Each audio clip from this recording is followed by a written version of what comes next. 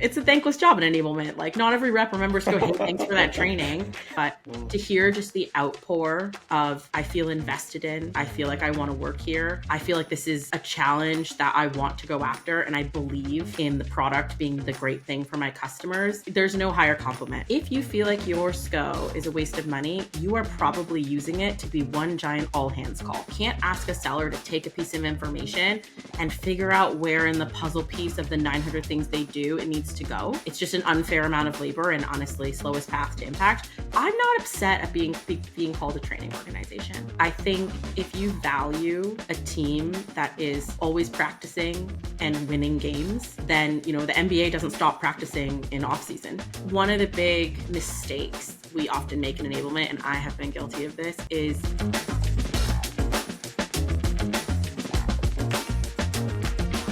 Hello everyone, this is Michael Ocean, founder and CEO of Sales Enablement Squad. Today I have a rock star on the call, no joke.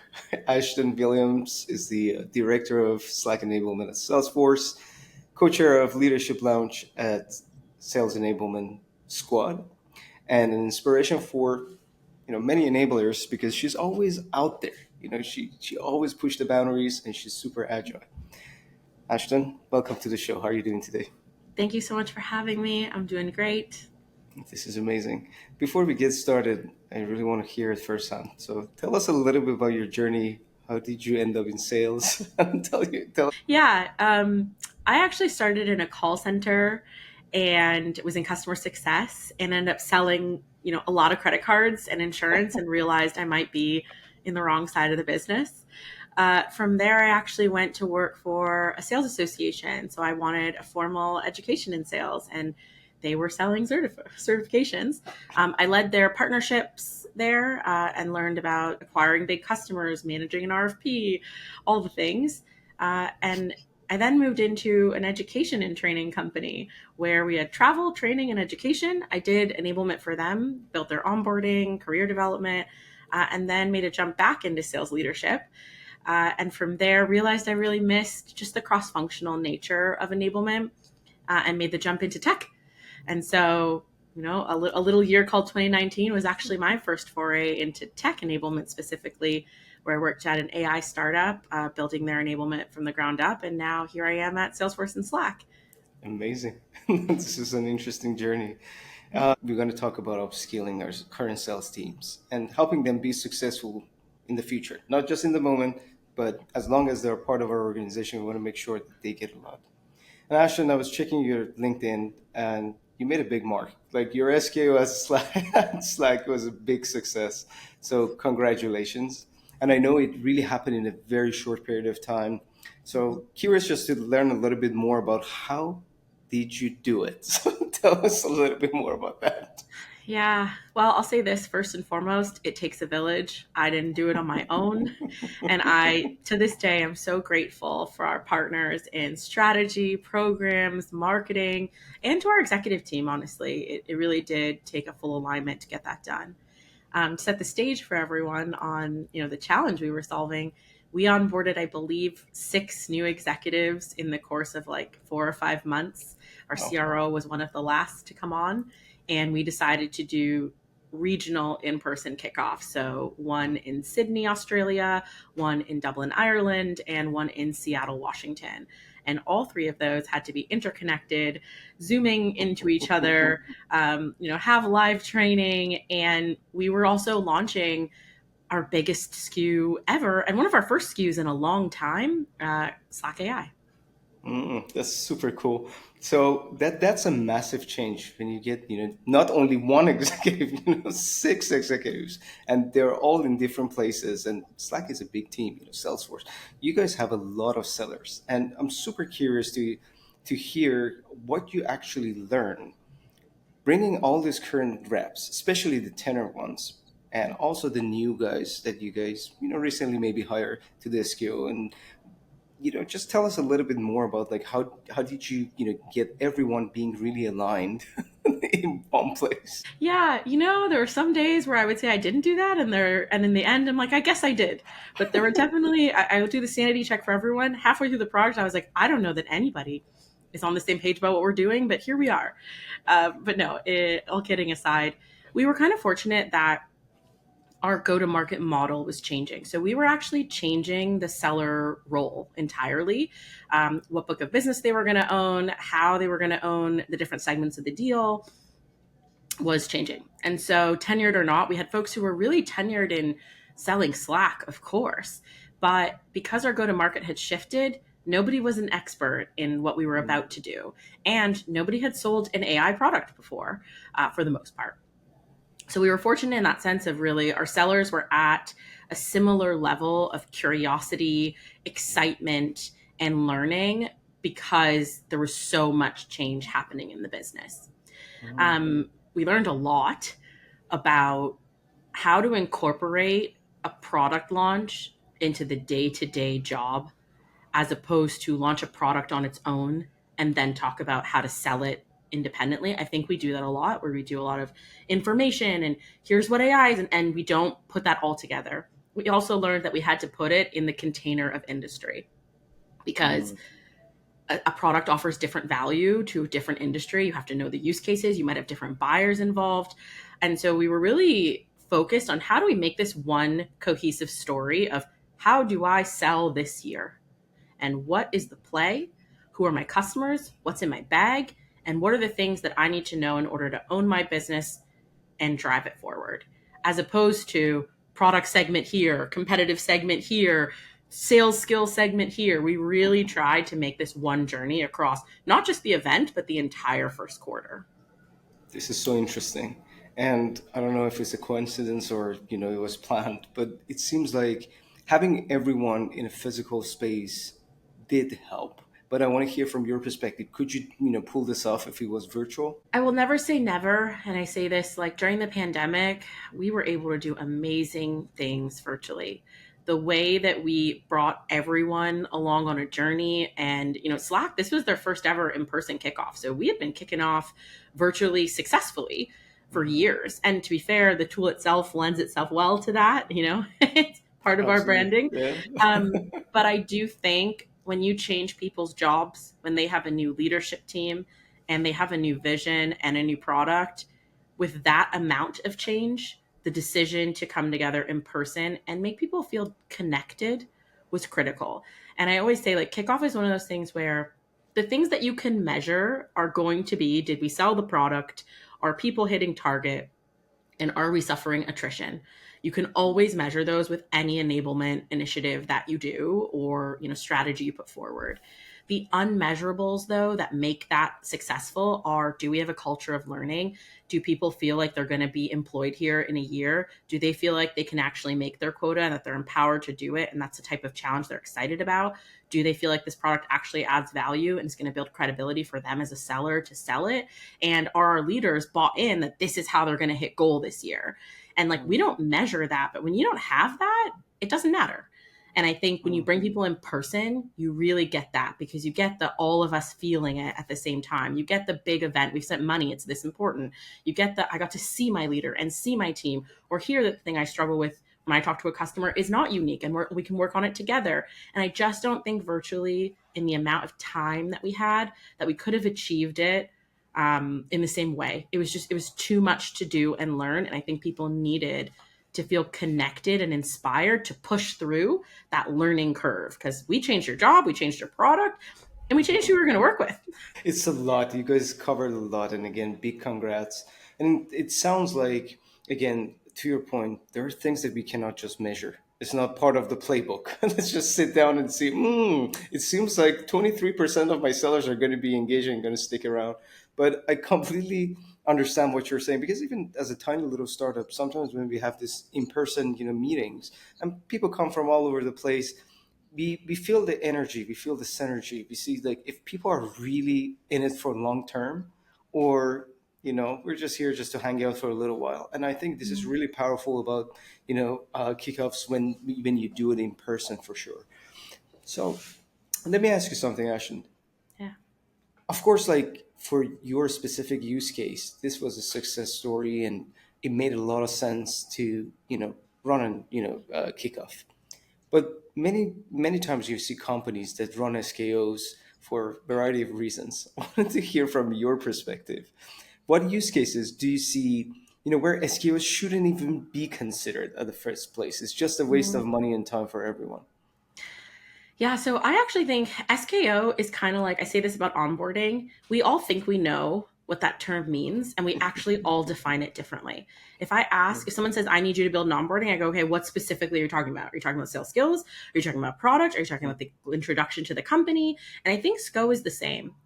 When people say SKO is dead or you should absolutely not spend the money on that, there's a ton of folks who that's the point of view these days. And I would say, if you feel like your SKO is a waste of money, you are probably using it to be one giant all hands call. You're Mm-hmm. probably having 90 keynotes. People are getting one directional conversation. It's everyone's time to have prom on the stage. Everyone gets their moment, as opposed to like a strategic effort of what do we do and make the most of our time in person. One of the things we did at our SKO was we took most of the keynotes and pulled them into an all hands call the week before. I So the love that. product roadmap was delivered. Our CEO gave vision. We did like 4 or 5 segments in a half day virtually because those are one directional calls. They're thought leadership. They're a great framing for the event, but we needed to maximize the time we were going to have in person to be hands on with your accounts, partnering across functionally across your account team, hearing from the CRO on what are our growth levers and how do you make the CEO vision turn into how we're going to execute, and give leaders time in their teams to go, what does that mean for us in our segment, in our industry, based on who we are today? And I think when SKO is ineffective or when you shouldn't have a SKO is if it is not for seller productivity. If it is for any other reason, or if you're going to measure that event by anything else and the priority of budget is allocated in that way, where maybe it's a marketing event, that is not a good use of the millions of dollars it usually costs. And I don't mean if you have $1 million budget, in the amount of people, the time, the lack of productivity, right? That happens when everybody is wrapped up in those events. I really think that's when you shouldn't have one, but I don't think it's that you shouldn't have one. I think you shouldn't do it like that. Hmm. Bringing your people together in person, especially if you have teams that are spread wide and far and they don't work together on a regular basis, is so powerful to accelerate learning, connectivity, creativity, and agency that I have control to go take my deal forward. Sales Hmm. requires connection. It's why people are in it. I want to talk to my customer. I want to help them have a great solution. I want to be in a team where we're the best and we're winning. I want to be on a winning team. Like that is Mhm. the most important thing. And if you bring people together in person and don't acknowledge that their time is money and make it valuable and say, we are a winning team and we're going to help you win more and taking this time out is going to make you more money in the end, then yeah, you should not have a SKO, because anything else is going to be an eye roll, disengagement, or make it feel like the company doesn't really understand the revenue generating side of the business, which is often true. This is very smart. Like this is the first time I'm hearing like you guys did all the keynotes, everything 1 week before. That's extremely helpful because I'm a seller. Yeah, Like we still 10 had years. some keynotes, but Yeah. not all of them. They were like really Yes. focused. Like we had the keynote on our one SKU that we were going to Hmm. activate on there live. We did a fireside chat with the CEO Yeah. after the full company vision and things came out to talk about how the CRO vision and the CEO vision come together. So we were able to double click into what are the really important top line Hmm. company things in person. And I think the other thing that people forget about being in person is when you hear something virtually and you're alone in your living room, I think about this. You're going to message your best friend at work and go, what did you think of that? I don't know if that landed for me in the same way. But if you can look around and you actually see that most people are bought in, or you can actually feel that, like, no, it might not have translated virtually, but in this room, the vibe is good.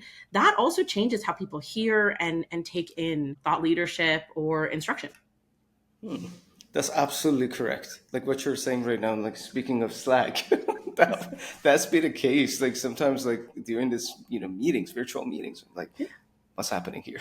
Yeah. How do you feel about it? The But to meeting your after point, the meeting is happening in real time, right? When we're in a room, we're listening, yeah. we're forming our own opinions, we're looking to our left and right and going, oh, are we all feeling the same Mhm. or not? And it just, it's different and more The productive. energy is different for sure. And you, again, your peers are sitting there and you get the vibe. Are we really getting some value out of this? Or it's just about, company and branding or some marketing event? Or are we going to actually get something that we can, apply today? Let me ask you something about like some of these sessions because I'm extremely curious. It seems like it Yes. was a really well, planned and executed, SKO. In terms of like working on, let's say, deals or accounts, how Mhm. did you really set it up? Like, did you get only like GTM, teams working with it, or you have people from even like security, legal, or other, orgs involved? Oh, I love this. Okay.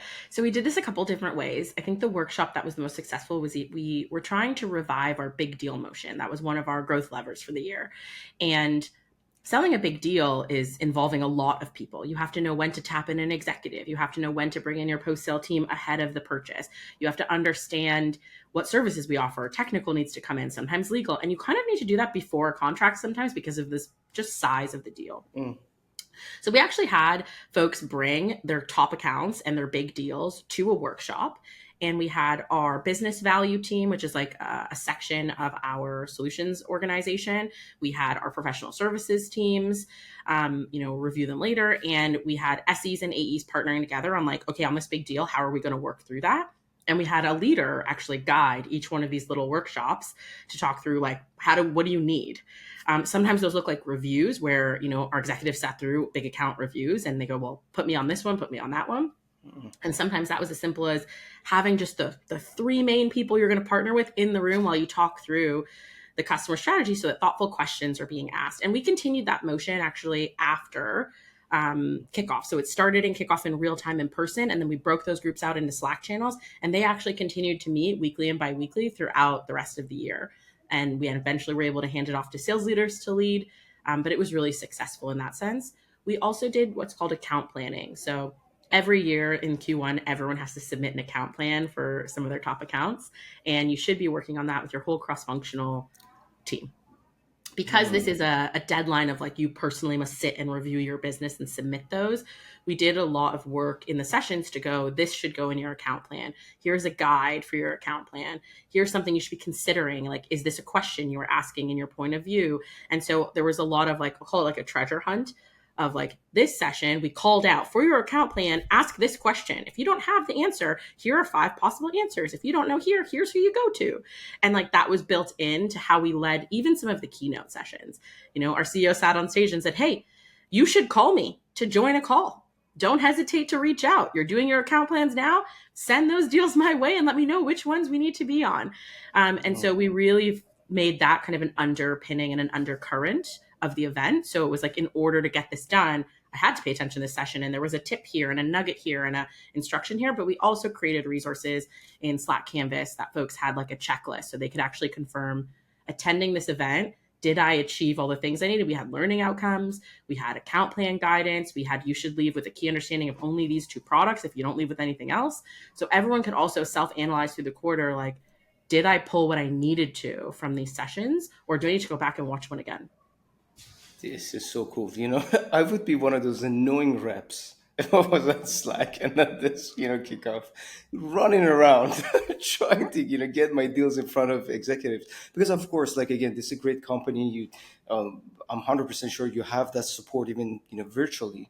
But having it in real time when you are there, I'm 100% sure it would, help to fasten up some of these, like, let's say, challenges or barriers that you're facing in each one of these deals, and getting that support from an exec in real time right in front of you, that's extremely valuable.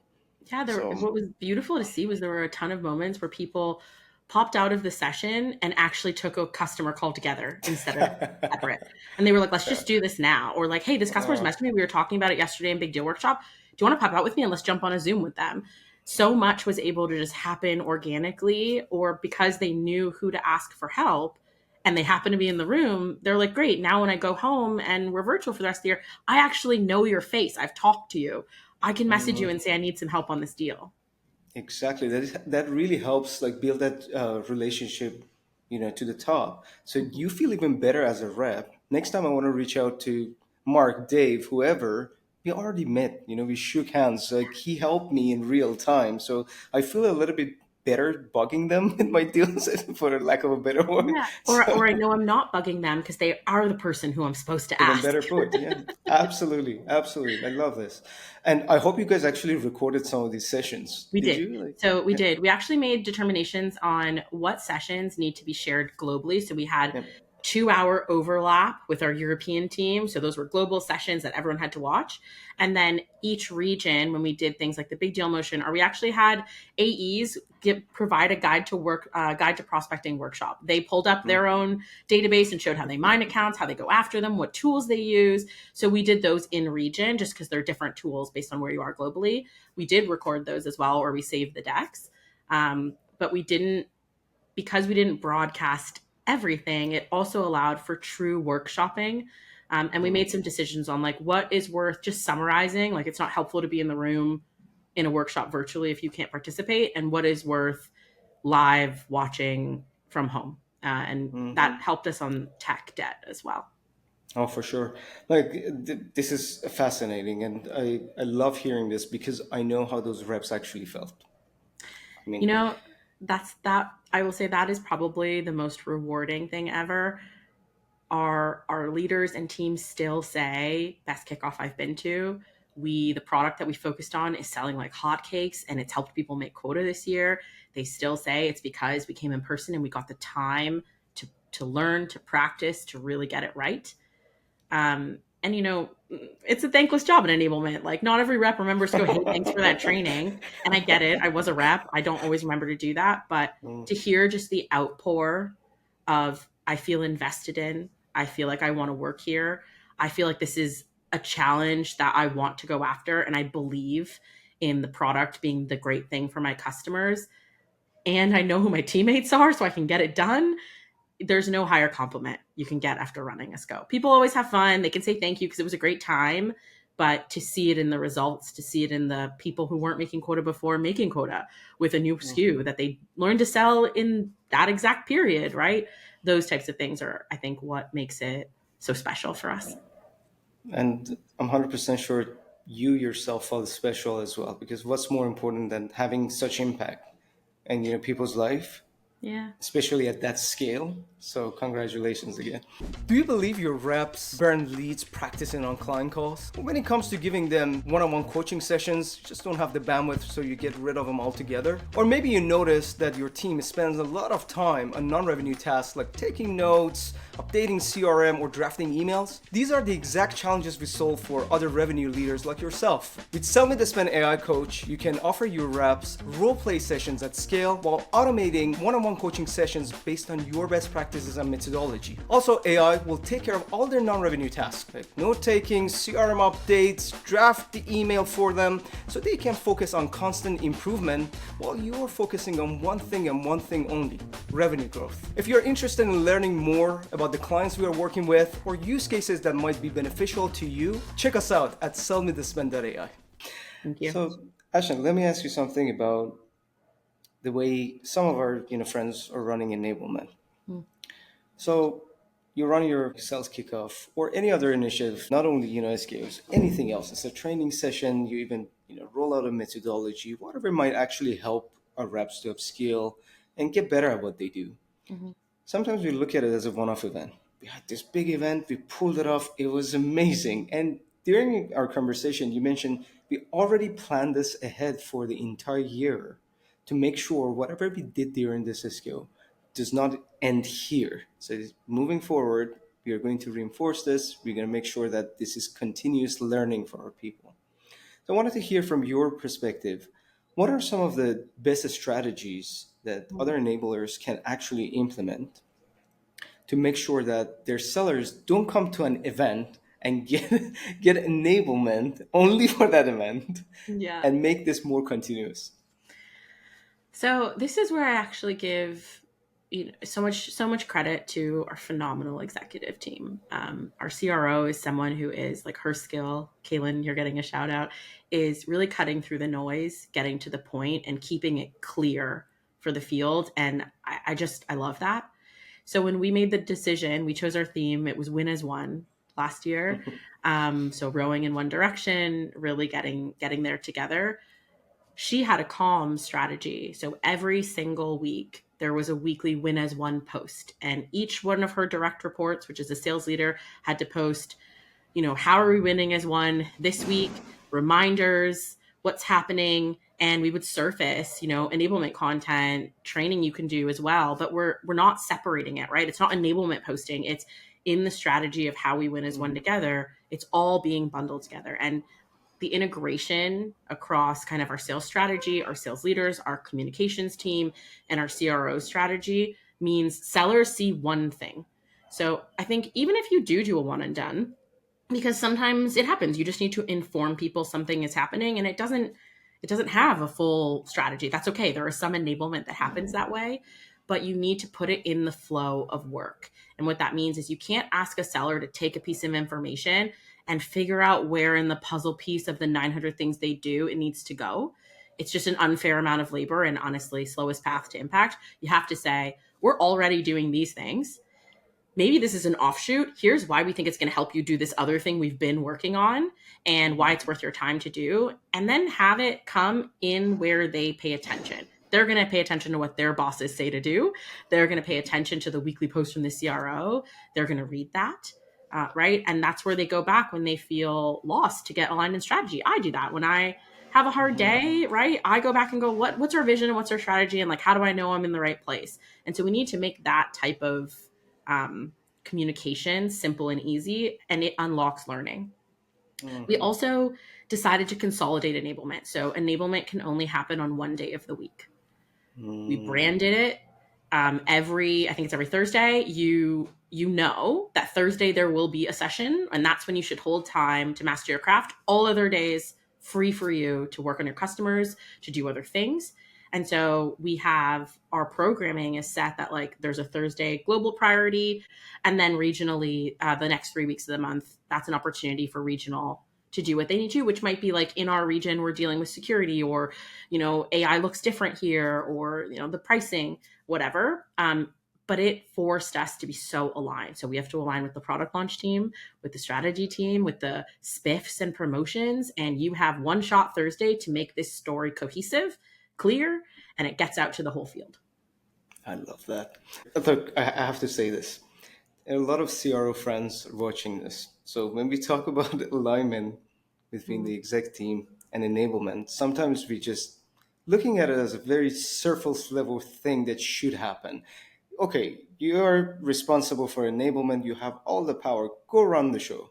But if it doesn't really come from the top, and not only just communicating it, having a strategy around how to actually make enablement as part of day to day, of our go to market team or revenue team, I think we are setting ourselves for failure from the top all the way to reps because nobody knows what to do. Because if we don't have your support and we only want to outsource everything to enablement because we have this organization and we know enablement is the glue, they're going to connect everyone, just go and do it. I don't think that will cut it anymore, especially right now in almost 2025 with what's happening with AI and all the changes in the market. Yeah. I think the example I give when I try to explain to folks, especially folks who have traditionally like in a sales background, how to leverage enablement is when you're a seller, you have a solutions, and if you're in tech, you have a solutions engineer and you have a professional services team, right? Your solutions engineer is going to be rapid with you all the time. And that's going to be your like right away, I need something. How do we get this done? But to make sure that that customer is sticky, that they are going to be a customer story, that they're a win story that you're going to tell every customer, you got to call your professional services team. And they're going to tell you what the gotchas are way early. Enablement is your professional services team. So any rep that knows to sell services is usually your best reps because they understand that a repeat customer and a customer getting value is better for them and better for you. And that's usually your top tier of rep. We spend a whole bunch of time being like, please sell implementation and services. Customers who are big and complex need help. Please tell them that. It's not that our product can't do what it says. Of course it can. But, you might not be an expert in that. And that's okay. What's what we're here for. And so I think about it in enablement. Yes, leaders can train. Yes, you can run any kind of training on your own. But it might be a little more chaotic, a little harder to follow. It might not lend itself to value, and you're going to have a lot of sunken cost and maybe burnt out people. Whereas, let us tell you what the services model is here so that this is a smooth deal right into renewal, and you can upsell them later, and they become a story you can tell and a win story. And I think with CROs, when they have a vision of like, what are our big bets? What are we going after? How do I think my people are going to go and make this dollar? Because that's what every CRO's job is.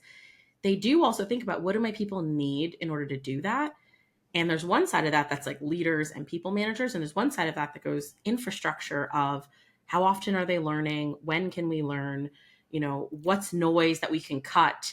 How do we keep them focused? And I even partner with my, people operations team, or we call them employee services, to go like, what's the climate? Maybe today we're not going to do training, right? Maybe this week there's a bunch of changes being announced and enablement's not going to happen, right? We also work together to make sure the timing makes sense with the rhythm of the business. This is really, really interesting. So it's not only about one org. You really need to partner with everyone, just to make sure, again, at the end user, the Yeah, seller just gets like what a they need. rep, you need to bring your full account team to the deal. I think when you're servicing a sales organization, you need your product marketers in line, you need your field marketers, you need your leads coming in at the right strategy, right? To go after who you're planning to go after. You can't be in misalignment about what our most important priorities are, and everyone has a part in that. And if you are missing someone, you're just overworking another part of the business. Next time I hear someone call enablement a training organization, I'm going to jump out of window. So all this like a strategic, movements in the background. So if you're really listening to this, like, it's very important. Well, Now, I actually will say this, and I'm unpopular. I'm not upset at being called a training organization. I think if you value a team that is always practicing and winning games, then the NBA doesn't stop practicing in off season. Practice is the most important thing you can be doing. And I think it's about, people maybe say training to devalue that, but every rep will tell you, if I could have a one-on-one coach, if I could get more time for my leader to review a deal, if I could spend more time to ask the questions, they would, right? They're not upset about that. It has to be valuable, but nobody hates having access to the tools they need to be successful. So I don't get too hurt about it.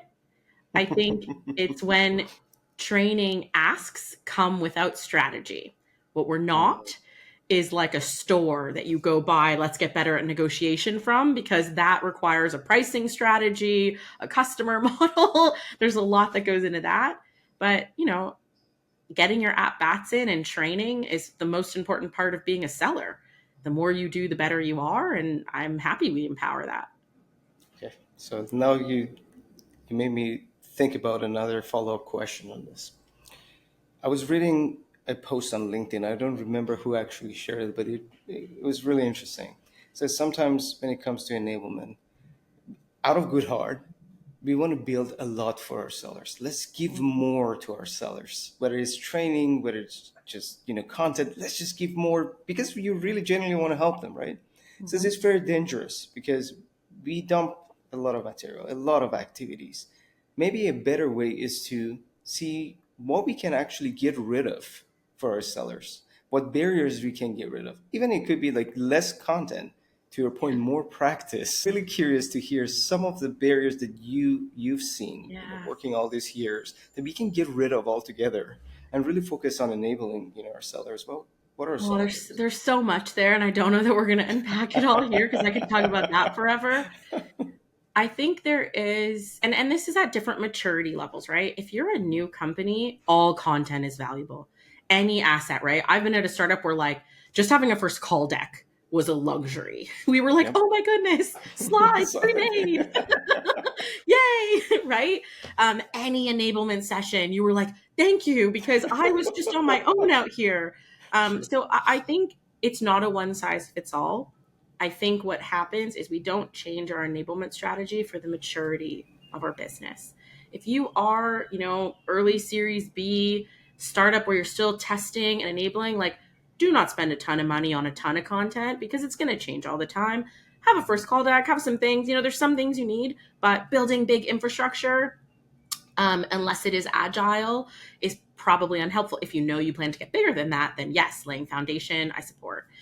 I think one of the big mistakes we often make in enablement, and I have been guilty of this, is having content means having to sort it and make sense of it. And I hate governing content. I hate having to sort it and update it. It is nobody wants that job. Mm-hmm. Reps hate having more than one answer, right? Or two answers to their question. That's literally what more content does. And they don't have time to read through your 32-page slide deck and find it themselves. And I think there is where enablement helps here is creating empathy between your content builders and your sellers. So sometimes I've seen this where, we'll build a deck that's like a million slides or an FAQ that goes on forever and be like, well, why can't the sellers figure it out? I'm like, because they don't have 8 hours to sit down and read this document. Like, right. And I think that that's where we go, hey, like, the goal here is that they are more successful at this. And if that means we take a hit in time and we answer the question over and over again for the first little bit, so be it. Right? Mm-hmm. That's the goal here, is that they are more effective. It's not that we have an easier time doing this or that this launch is smooth and simple. It's not a one and done. And I think when we actually, on anyone who supports sales, whether that's strategy, rev ops, enablement, product marketing, we often want to think of our projects as like a project has a start and an end date. But adoption doesn't look like that, right? Mm-hmm. People need time to figure out and trust the source of truth, or trust that they can self-serve, that it's the right answer. And you lose credibility really fast. If I search something and it's out of date, I'm done. I'm not searching that database anymore. I'm calling my True. friend, right? And Mm-hmm. so I think we often like forget the experience or the user experience in that. The other is training doesn't always have to be fun. We're really obsessed with making things like jazzy and Yeah. fun and like high production. And I get it. I work at a company that is truly amazing. Like, you've been to Dreamforce. We know how to make a big production. And to this day, I think our reps love a Q&A with our product team is the single most valuable session every Mm-hmm. time. Nothing beats that. Nothing beats a simple Q&A with a product leader on a product we want to sell. Nothing beats having a customer come in and talk about why they chose us, who else they were considering, and how they use it. It just doesn't need to be so complicated. And I think we tend to, instead of asking leaders to get more involved, instead of asking reps to share their stories, instead of asking, marketing and sales to come together to plan some of this a little tighter and closer, we try to create these other things that I'm like, honestly, they might not know they have a question until they have the person in front of them. Um, the other is barrier to technology. More technology or more process does not always equal better data. And I think, I sell a CRM as well. I can't live without one. And when I was a seller, I couldn't either. But if it's really hard to quote, if it's really hard to find my customer information, if it's really hard to collaborate on actual data, I mean, the job's too hard. Nobody wants to do that. I want to spend more time in front of my customer being knowledgeable. I'm spoiled because I work at Slack and Salesforce. And so, we have in the flow of work and things are there. We have a product that brings those two places into one place with the integration and any other CRM people use. But I think people really try to make things more complicated when the idea is like, if they're at the point of quoting, this is like a customer purchasing on your website, zero friction. We need zero friction at that point. Just like you want a customer to click sign up and buy with no friction, quoting needs to be no friction. Closing that deal needs to be no friction. And so how do we do that? Because they've done the hard work to get there. Don't make winning harder. Hmm. I actually wanted to ask this question, but you already answered it, and I loved it. It goes back to what you said earlier. How can we actually serve our sellers in the flow of work? Mm-hmm. You're talking about closing that deal. What's really critical today, and how they want to consume things. Whether Yeah. it's content, whether it's just a training session, it does not matter. What do they want? Sometimes we look at our own agenda. I have to roll this out. This is my checklist. It's done. But to your point, adoption does not come with checklist. Like, because it's done Yeah. doesn't mean that individual can actually really consume it, attain it, retain it, use it. So let me ask my last question. If there is only one activity that companies can do today, Mm. and considering the fact that not everybody has budget like Slack or Salesforce, obviously, just to jazz things up a little bit in their own way, be a Mhm. little budget, but to give value to sellers, but make it memorable. What are some of the activities they can do today? Oh. So, first and foremost, I would say you need to focus on confidence. All training, all asks stem from I am not confident in front of my customer with this thing. Hmm. And the more a seller can feel confident in the product, in how we fight competition, in this is the win story or the data point that really hits my customer, that this is the industry thought leadership that I need to know, you're going to have people who will go and read that 20-page slide deck because they're confident that Hmm. they know what they need and they can pull it. And I think when we think about all the enablement activities, we are often doing push activities, which is fine, right? We have to do those sometimes. We're pushing content or training or learning to the sellers, but that should unlock the ability to pull it later. And if Hmm. that push session does not include helping you feel more confident talking to your customer about XYZ, or helping you feel more confident navigating this new thing that is getting in your way, or building a successful contract, whatever that looks like. If you don't leave that session feeling like, no, I feel better about going to do this and I actually now feel equipped to go start on my own, then you have wasted a really special opportunity. Because when customers feel more confident, they self-serve. We see that in post sale all the time. Every CSM Hmm. will tell you, put them in the onboarding, please, Yeah. because they Hmm. don't message us as much. I'm the same. But I think that is like, start with, are they confident in this, and ask them if they are. Anonymously, of course, but like, ask them and ask their leaders, like, do you really feel like when a competitor is mentioned, they're like, easy breezy. I'd love to hear more about that. What interesting, right? Or is it like, oh, I'm gonna lose, right? Get Because out of there. then they're gonna start to ask you for competitive intel, and that's not Hmm. actually what they need. They needed discovery. They needed Hmm. thoughtful curiosity and questioning. They didn't need any of that information. It was useless. If you freak out, right, you're Hmm. asking for the wrong thing. So we always go from what are they asking for, as opposed to like, if they are confident in this and they're asking for something, then yeah, give it to them. My enterprise rep asked me for a story, I will give it to them. And we Hmm. will find the customer story based on the use case because they are generally doing okay. But if it's, hey, we have 2,000 customer stories and you can't figure out how to apples to apples a couple of them, well, that's a confidence issue. That's not Hmm. a content or a training issue. And I can build a training or something to help you be more confident, right? So I think that's one, really focus on confidence. And I think the second is get your folks more time with customers and product. Just, your sellers are not close enough to your product roadmaps, to what is coming, to what's being innovated. I mean, there's no amount of time where deeply understanding from the way we've had product come on our calls. As a seller, when product comes to your call, you're like, yes, oh my gosh, they're presenting the roadmap, it's amazing. How do you get your sellers equipped and comfortable to talk about your product like the person who built it? And I think more cross-functional partnership of feedback, because product wants to hear from the customer, and do that more regularly. Like, if that's quarterly with the roadmap, there's a Q&A, then yeah, do that. And have product marketing there to give you the messaging of like, when is it actually coming and how should we be talking about it? That's okay. But I think allow the forum to bring those groups together. You will unlock what training you really need. You will unlock what is skill versus technical versus will. You will unlock, hey, a customer story here. The information's there, they just don't trust it. So we need a customer. Hmm. And I think those are the places where you get to be so strategic. And then you can make a big fuss and you can build the big thing because you're like, oh, I'm on a call and all their questions were about AI. When I run AI training, they're going to be like, yes, thank you.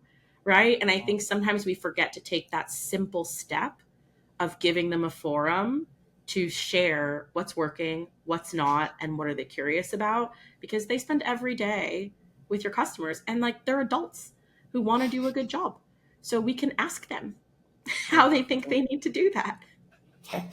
There you have it, folks. Look, you don't need massive budget. You don't need a lot to really do the right thing. And Ashton, eye opening. It was a great conversation. Really appreciate you taking the time. If someone wants to reach out to Yeah. get to know you, have a conversation, first and foremost, can they and how? Yes, of course. So if you're in the enablement squad, you can DM me on Slack. If not, you can reach out. Actually, I'm in the Sales Enablement Collective too. So you can DM me on Slack if you can find me on Slack. Otherwise, you can reach out to me on LinkedIn. I'm pretty active there. But yeah, always happy to share more. And honestly, I think we do big work to help people achieve the careers of their lives. And there's no shortage of excitement and rewarding nature to that job. So we're in it together to figure out how do we keep doing this. This is amazing. Ashton, thank you very much again. Guys, I hope you learned a lot. I learned a lot. So until next time, bye for now. Bye for now.